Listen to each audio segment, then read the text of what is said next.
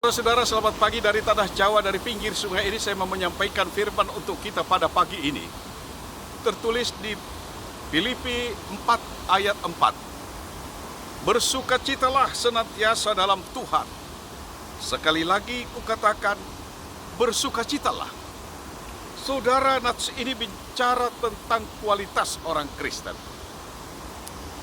Anda masih ingat saudara-saudara, sebuah produk yang baik paling tidak memiliki 3 syarat penting, syarat utama. Pertama sekali saudara-saudara, apakah memenuhi standar yang ditentukan? Apakah memenuhi standar yang ditentukan? Misalnya mobil. Apakah bensinnya irit atau tidak? Apakah remnya berfungsi dengan baik atau tidak? Bagaimana maintenance-nya, perawatannya? Ada standarnya saudara-saudara. Ada perawatan berkala.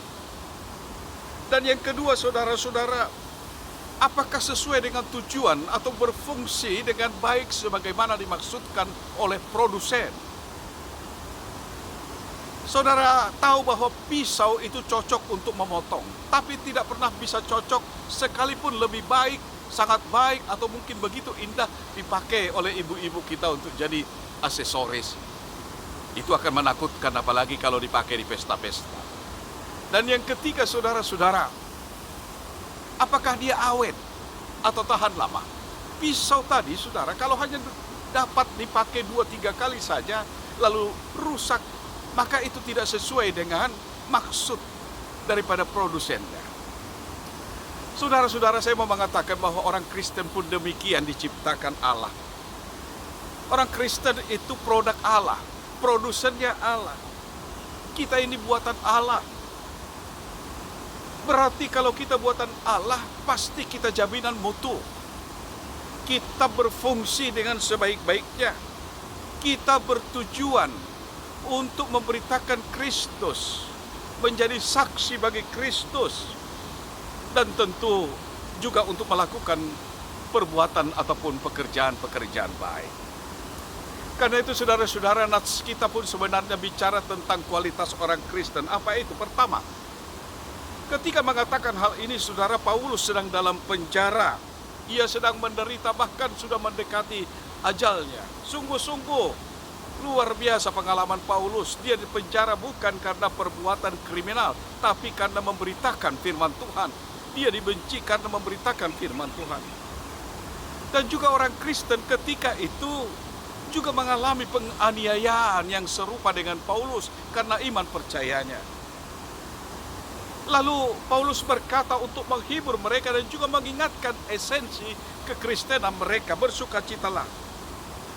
Artinya saudara-saudara bahwa setiap sukacita orang percaya itu tidaklah pernah tergantung atau ditentukan oleh peristiwa-peristiwa yang terjadi dalam hidupnya. Ditentukan oleh kondisi-kondisi yang ada dalam hidupnya, meskipun itu mungkin mengancam nyawa, mengancam masa depannya. Paulus berkata saudara-saudara bahwa sukacita orang Kristen itu adalah karena Kristus Tuhan kita hadir terus-menerus dalam hidup kita. Saudara, dua orang kekasih saudara-saudara selalu bahagia jika selalu bersama-sama. Tak peduli mereka di mana. Karena itu saudara-saudara, itu contoh yang mudah untuk memahami hal ini. Orang Kristen tidak pernah kehilangan sukacitanya. Karena apa saudara-saudara? Karena Kristus selalu berada bersama-sama dia. Dia tahu, dia mempercayai, dia meyakini apapun yang terjadi di dalam hidupnya, Kristus tidak pernah meninggalkan dirinya. Itulah sukacita orang Kristen yang sesungguhnya.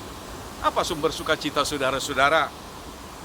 Dan biasanya saudara-saudara, orang yang belum selesai dengan dirinya masih sangat sulit untuk menjadikan Kristus menjadi sumber sukacitanya. Karena itu belajarlah terus, berjuanglah, merenunglah bahwa Kristus sebenarnya tidak pernah meninggalkan kita juga dalam pandemi COVID-19.